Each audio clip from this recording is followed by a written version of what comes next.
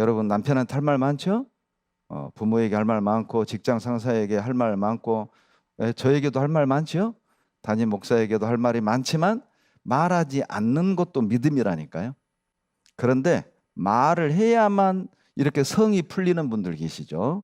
나는 그래도 할 말 다 쏟아내고 상처받은 사람 면전에다가 그래도 나는 뒤끝 없어 이렇게 확인사살이라고 하는 거예요. 그런 걸 자기가 하고 싶은 말 다 내뱉고 자기 감정과 분노를 다 드러내는 건 육신이지만 자기 감정 할 말 많지만 그것을 다 입술을 지키는 것은 그건 믿음이고 전도인들이 아무나 자꾸 권면하고 상담하진 않아요. 이게 권면을 해도 안 통할 것 같은 분은 그냥 지켜만 봐요. 멀리서 기도만 해줍니다. 그런데 혹시 목사님들이 전사님들이 교제 좀 하시죠 이렇게 청하면 그건 전도인들이 여러분을 권면해도 받아들일 거라고 믿고 있다고 생각하시면 돼요. 그러니 문제를 삼지 마십시오. 의인이 칠지라도 은혜로 여기는 믿음 주십시오. 나는 아무 잘못 없어요. 그런데 가장 믿을 만한 형제들이, 가장 믿을 만한 자매들이, 가장 가까이 있는 가족들이 나를 아프게 하는 거예요.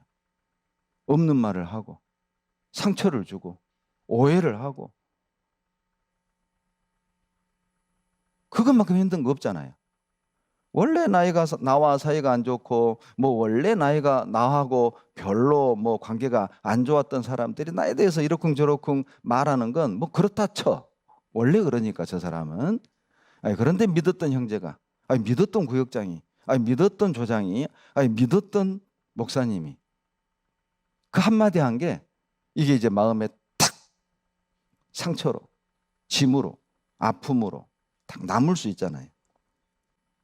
내가 그렇게 믿었던 형제들이, 그렇게 나를 따르던 나의 동역자들이 나를 칠지라도 내가 자빠지지 않게 해주십시오. 그게 막 상처가 돼가지고 내가 다 싫다. 혹 이런 마음 들어오지 않게 하나님 나 잡아주세요.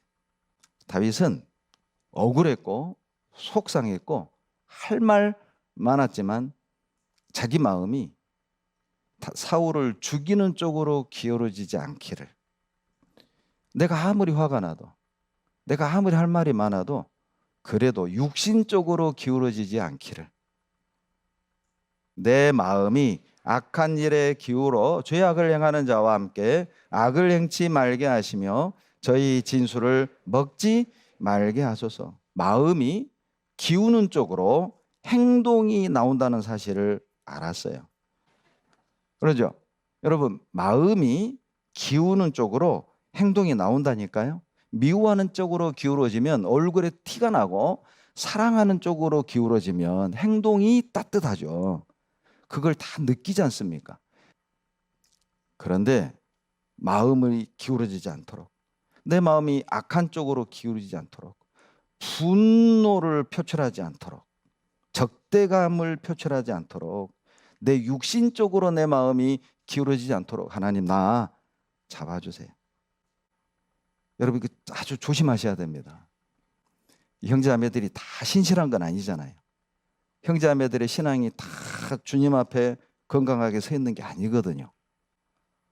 육신적인 사람도 있고 성경대로 말이죠. 병든 신앙도 있고 말이에요. 그런데 바르지 않은 형제자매들의 말에 마음이 딱 기우는 거예요. 그러니까 열심히 봉사하던 형제자매도 그렇게 열심히 할 필요 없어. 누리면서 살아. 이게 딱 기우는 거예요. 맞아. 나도 이제 할 만큼 했으니까 이제 젊은 사람한테 물려주고 나도 좀 편하게. 이런 마음으로 이렇게 딱 기우는 거예요. 신기하죠? 그때부터 열심히 안 나와요. 그때부터 봉사해도 기쁨이 안 나오는 거예요. 구원받은 주님의 자녀들이 중심을 지키지 못하고 악을 행하는 쪽으로 기울고 그 악을 막지 못하고 동조하는 쪽으로 기울면 똑같은 벌을 받는 거예요. 우리의 모습일 수 있습니다. 우리가 내 마음이요 돈이 되는 쪽으로, 하나님 뜻이 아닌 걸 알면서도 그냥 뭔가 좀 성공하고 출세하는 쪽으로 딱 기울잖아요. 이것 때문에 내가 전도할 사람을 전도 못해서 영원한 사망으로 지옥으로 들어가게 하는 결과를 얻을 수도 있잖아요. 나는 단지 그냥 저 사람을 지옥으로 떨어뜨릴 그런 의도는 없었습니다. 나는 그냥 하고 싶은 거, 갖고 싶은 거, 그거를 선택했을 뿐입니다 라고 말하지만 그 영향은 이 사람을 전도하지 못한 것으로 결과가 나오고 결국 이 사람이 영원한 멸망으로 들어가는 쪽으로 나오는 거잖아요. 어떻게 하든 우리 마음이 세상으로, 육신으로 기울어지게 만듭니다. 같이 읽겠습니다. 그 집은 사망으로, 그 길은 음부로 기울어졌나니. 여러분, 음부로 기울어졌다 무슨 뜻이죠? 여러분, 우리 마음이 기울어지면 그쪽으로 운명이 결정된다 그 말이에요. 마음이 한번 다 기울어지면 이거 일으키기 참 힘들잖아요. 하나님을 등지는 쪽으로 마음을 기울고, 말씀을 안 들어도 되는 쪽으로 기울고, 봉사를 안 하는 쪽으로 마음이 기울고, 교제를 못해도 되는 쪽으로 우리 마음이 기울어지잖아요. 음부로 들어가는 겁니다. 많은 사람들이 나의 잘못된 기울어진 마음 때문에 많은 영혼이 음부로 들어가는, 운명이 결정되는, 돌이킬 수 없는 결과를 얻게 되는 거예요. 그래서 마귀는 어떻게 하든 우리 마음을요, 말씀 쪽이 아니라 세상 쪽으로, 봉사하는 쪽이 아니라 좀 여유롭게 좀 편안하게 신앙생활 하는 쪽으로, 아끼고 희생해서 복음을 위해 영혼을 살리는데 드리는 쪽이 아니라 나도 좀 편하게 좀 갖고 싶은 거 갖고 누리고 싶은 거 누리면서 적당하게 사는 쪽으로 우리 마음을 계속 기울게. 여러분, 마음의 세상을 두면 하나님으로부터 점점 멀어집니다. 말씀으로부터 점점 멀어집니다. 교제로부터 점점 멀어집니다. 그러면 헌신도 희생도 점점 줄어들고 자기도 모르게 세속적으로, 가치관이 세속적으로, 그래 구원 받았으니까 됐고 유혹되어 그 하나님의 수화를 음란하듯 떠났음이니라. 여러분, 마음을 뺏기면 12절의 결과를 만나게 돼요. 마음이 기울어지면 반드시 하나님 떠납니다. 마음 뺏기면 반드시 하나님을 떠나면 뭐 하겠어요? 음란하듯 이시라는 말은 몰래 즐긴다, 죄를 즐긴다 그 말이에요. 몰래 하잖아요. 그렇게 몰래 아무도 모를 거라고 생각을 하고, 형제자매들이 모를 거라고 생각하고, 심지어는 하나님도 모를 거라고 착각하면서 그 시간, 그 순간 죄를 즐기는 어리석은 우를 범한다니까요. 여러분, 이 마음 딱 뺏기잖아요. 그러면 그 신기하게 말씀 듣기를 싫어합니다. 그래서 이 죄를 지적하고 죄를 책망하면 불편해. 예. 왜 좋은 말씀 많은데 왜 저렇게 부담스러운 설교를 해? 왜 저렇게 강요를 해? 이런 생각이 올라오잖아요. 몰래 죄 짓잖아요. 그러면요, 일부러 말씀을 안 들어요. 그리고 일부러 직장도 바쁘게, 예, 야근을 지원을 하고, 그러면서 이제 자기가 교제 안 나오고 말씀 안 듣는 걸 합리화하는. 그렇게 안 해도 되는데도 말이죠. 그럴 수 있거든요. 마음이 기울어지면 우상 숭배하는 장소로 가는 걸 더 좋아했던 겁니다. 그 자리가 더 편해. 성전으로 가는 것보다는 세상으로 가는 게 훨씬 편해. 봉사하는 쪽으로 가는 것보다는 계모임 쪽으로 가는 것이 훨씬 편해. 마음이 그렇게 바뀌어버린다 이 말이에요. 마음이 기울어지면 사람이 놀랍게 변합니다. 그리고 자기도 그걸 문제라고 인식을 못해요. 변해가고 있는데, 눈빛도 변해가고, 교회를 대하는 태도도 변해가고, 형제자매를 대하는 태도도 변해가고, 형제자매를 대하는 그 마음의 자세가 변해가는데 본인만 몰라요. 마음이 기울어지면 죄 짓는 장소가 더 편해집니다. 죄 짓는 장소를 더 좋아한다니까요. 마귀는 어떻게 하든 육신적으로, 세상적으로, 내 생각적으로 편하게 사는 쪽으로 기울어지게 유혹을 하는 거죠. 그렇지 않으면 방탕함과 술 취함과 생활의 염려로 마음이 둔하여지고 뜻밖의 그날이 덫과 같이 너희에게 임하리라. 여러분 34절에서는요. 방탕함과 술 취함과 생활의 염려로 마음이 둔해진다 이렇게 돼 있죠. 다른 번역은 이렇게 번역을 합니다. 흥청대며 먹고 마시는 일과 쓸데없는 세상 걱정에 마음을 빼앗기지 않도록 하십시오. 이렇게 번역이 돼요. 마귀는 무엇으로 우리 마음을 뺐습니까? 방탕. 이 방탕이요. 우리는 꼭 그 성적으로 음란한 것처럼 생각을 하지만 그런 의미가 아닙니다. 방탕은요.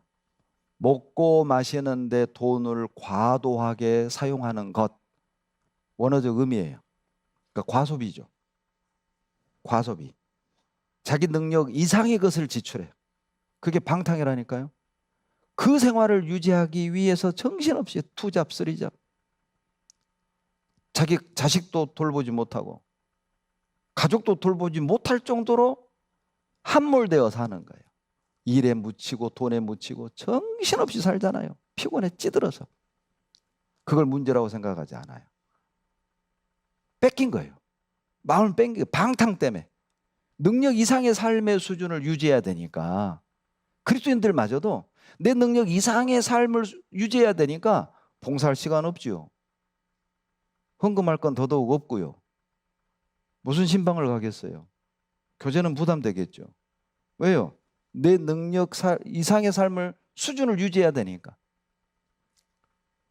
우리 그리스도인은 수준에 맞게 사셔야 됩니다. 주님이 주는 만큼에 감사하면서 가족을 돌보고 남편을 섬기고 또 주변을 돌아보며 나누며 그렇게 살아야 해요.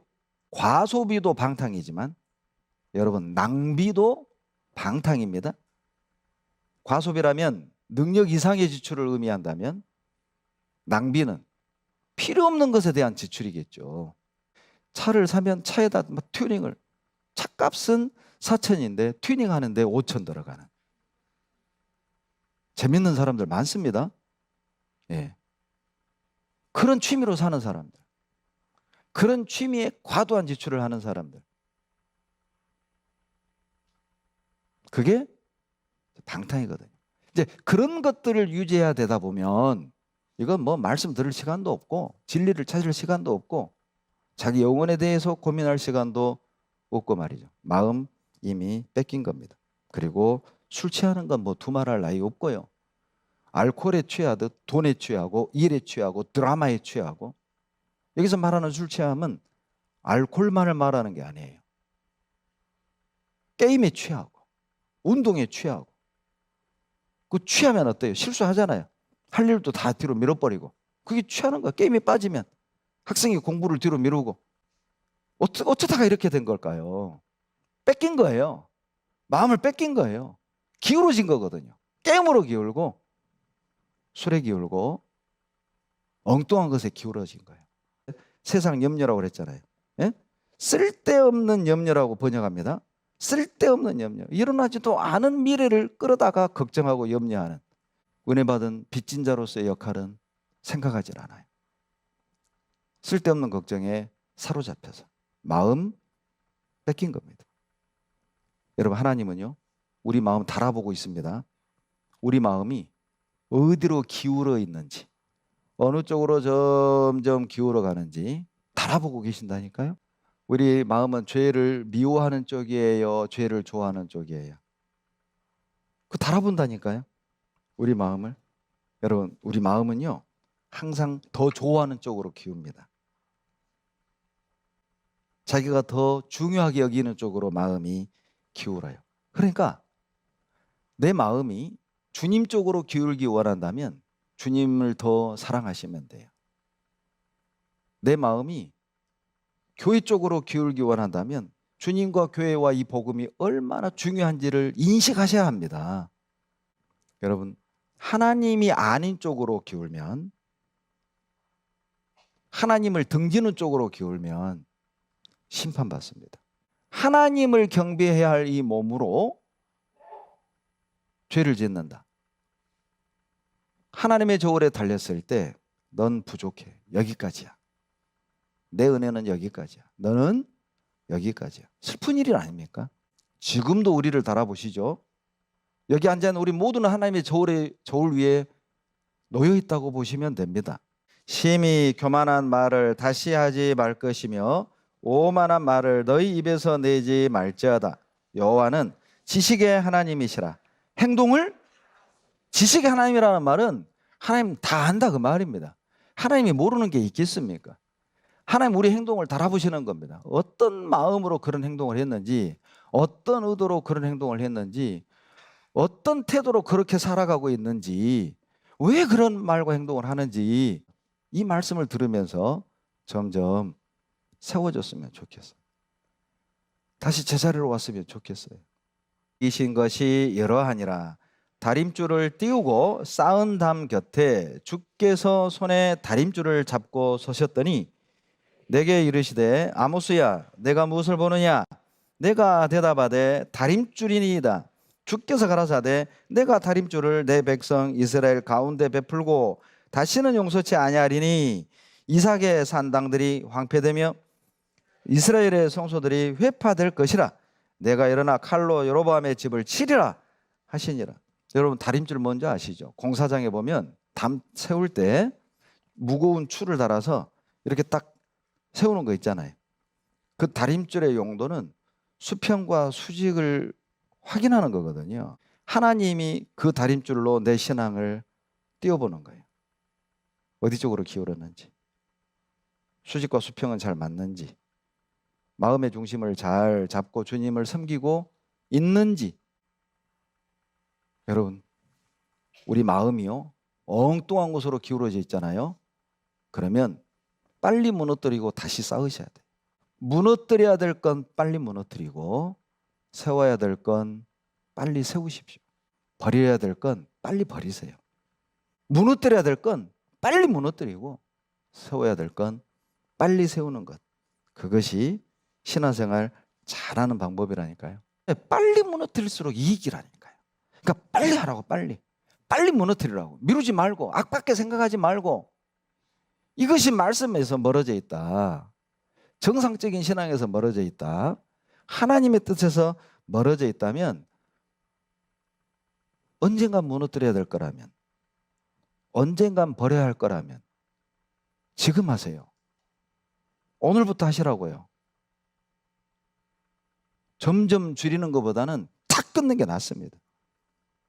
죄를 탁 끊는 게 낫습니다. 여러분 하나님의 마음에 맞지 않는 것이 있다면, 하나님의 뜻에 맞지 않는 것이 있다면 지금 당장 무너뜨리십시오. 그것이 신앙생활 잘하는 방법입니다. 새로운 출발을 원한다면, 내 마음을 바로 세우기를 원한다면 먼저 해야 될 개혁은 무너뜨리는 겁니다. 내 안에 쓸데없는 거 무너뜨리는 겁니다. 버리는 것에서 출발은 시작하는 거예요. 하나님과 관계를 회복하기 원한다면, 첫사랑을 회복하기 원한다면, 처음 구원받았을 때의 그 기쁨을 느끼길 원한다면 무너뜨리십시오. 깨버리십시오. 거기서 새롭게 시작이 되는 거예요. 여러분 내 안에 무너뜨려야 될 게 많습니다. 내 안에 무너뜨려야 할 게 너무 많죠. 숨은 죄, 이거 무너뜨려야 됩니다. 시기 질투 좀 무너뜨리세요. 시기 질투. 그것 때문에 무너지는 거예요. 구역이 무너지고 가정이 무너지고 내 신앙이 무너지고 교회가 무너지고. 시기 질투. 저 자매 막 잘난 척하고, 저 자매가 막 쓰임 받는 게 막 배 아프고. 예? 스스로 무너진다니까요. 신앙이 무너지고 가정이 무너지고 교회가 무너지고 구역이 무너지고. 정신 바짝 차리고 경계해도 부족할 판에 우리 스스로 무너져서 되겠습니까? 그것을 무너뜨리십시오. 내 안에 있는 시기 질투, 죽이는 말, 상처 주는 말, 그건 무너뜨려야 됩니다. 무너뜨릴 건 빨리 무너뜨리세요. 말투 고쳐야 됩니다. 정직한 자의 축원을 인하여 진흥하고 악한 자의 입을 인하여 무너지느니라. 악한 자의 입을 인하여 무너져요. 악한 자의 입에서 무슨 좋은 소리 나오겠어요? 항상 불평, 불만, 남편을 향해서 맨 불평, 예? 부모를 향해서 맨 원망, 형제자매를 향해서 맨 비난, 항상 자기 입장만 말하고 상대방의 입장은 고려도 안 해주고 항상 서운해, 항상 원망이야, 항상 불평이야. 그거 고쳐야 합니다. 아마 구원을 얻느니라. 이게 이렇게 번역이 되는데, 하나님을 저버린 사람은 혀로 이웃을 죽이지만 착한 사람은 기도로 이웃을 살린다. 결론은 죽이는 말도 하고 살리는 말도 할 수 있는 거죠. 우리 입에서는 살리는 말이 나와야죠. 형제자매들의 신앙을 죽이는 말, 기쁨을 죽이는 말, 감사를 죽이는 말, 주님을 향한 열정을 죽이는 말, 그런 말 하지 말고 살리는 말, 좀 더 가까이 쓰임받고 좀 더 깊이 들어가서 교제하고 주님께 좀 더 충성되게 살아갈 수 있도록 돕는 말, 그런 말 말이에요. 남편도 어때요? 남편 길을 살려주는 말, 남편의 어떤 마음을 어때요? 세워주는 말, 남편 체면을 세워주는 말, 이런 말 해야죠. 깎아내리는 말 말고. 순이네 45평으로 이사 간다네. 우리 몇 평이더라? 이런 말 하지 말고, 여보 나는 열흘도 한 평도 당신만 있으면 돼요. 얼마나 감동이에요. 좀 살려주는 말, 좀 세워주는 말, 남편의 마음을 좀 따뜻하게 해주는 말, 그런 말, 형제자매들을 좀 세워주는 말, 좀 격려해주는 말, 그런 말 말이에요. 우리가 무의식적으로 내뱉은 그런 어떤 차가운 말 무너뜨려야 됩니다. 내 말투 한번 잘 봐보세요. 내 말투는 따뜻한 말투인가? 부드러운 말투인가? 우리 마음에 오만 잡풀, 오만 세상 것이, 오만 미움과 시기 질투가 모락모락 올라와 있는데 내버려 두는 거예요. 그리고 어때요? 신앙의 뚝이 무너져서 세상 것들이 욕심이 들어오고 있는데도 내버려 두는 거예요. 게으름입니다. 게으름은 지금 해야 될 일을 다음으로 미루는 거잖아요. 나의 게으름 때문에 아내도 죽고 자식도 죽고, 그 심령이 말이에요. 부지런하셔야 됩니다. 부지런하지 않으면 신앙생활 못합니다. 그러죠. 남들은 직장생활, 가정생활만 하면 되는데 우리는 직장생활, 가정생활, 뭐예요? 교회생활까지 하나 더 해야 되잖아요. 그리고 얼마나 부지런해야 되겠어요? 3배는 부지런해야죠. 그렇다고 신앙생활 한다고 집 청소도 안 하고 빨래도 안 하고 빨래도 안 개놓고 탁 널브려 놓고 교회 갔다 올게? 어느 남편이 좋아하겠습니까? 할 건 하시면서 신앙생활 하세요. 시댁도 돌아보고 자식 교육도 챙기고 살림도 잘하면서 신앙생활 해야지. 그게 믿음이죠. 그 집을 세우되 미련한 여인은 자기 손으로 그것을 허느니라. 여러분, 이 집이요, 자기 신앙도 되고 자기 가정도 되고 구역도 되고 봉사하는 부서도 되고 교회도 되고, 자기 집으로 보시면 됩니다. 어떤 사람은 자기 집을 세우는 사람이 있는가 하면 어떤 사람은 자기 집을 무너뜨리는 사람도 있다니까요. 자, 나는 신앙을 세우는 쪽인가요? 무너뜨리는 쪽인가요? 나는 우리 구역을 세우는 쪽인가요? 무너뜨리는 쪽인가요? 나는 우리 교회를 세우는 쪽인가요? 무너뜨리는 쪽인가요? 도대체 내 마음은 어느 쪽으로 기울어져 있습니까? 말씀으로 기울고 내가 주님 오실 때까지 내가 끝까지 이 길을 걸어가겠습니다. 그쪽으로 기울이십시오. 하나님, 내가 끝까지 나 봉사할게요. 그쪽으로 기울이십시오. 하나님, 이 직분 나 끝까지 안 놀래요. 그쪽으로 우리 마음이 기울어져야 합니다. 하나님, 나를 써주세요. 더 힘든 봉사로 나를 써주세요. 주님 일에 나를 사용해 주세요. 그런 쪽으로 우리 마음이 기울어져야 됩니다. 그러면 나도 세워지고 우리 가정도 세워지고 우리 구역도 세워지고 교회도 세워지고 이뤄진 영혼도 세울 수 있고 넘어져 있는 형제자매도 세울 수 있습니다. 말씀에 멀어지는 어떤 것도 하지 맙시다. 이 말씀에 순종합시다. 그리고 다시 시작하시길 바랍니다. 다시 새롭게 세워갑시다.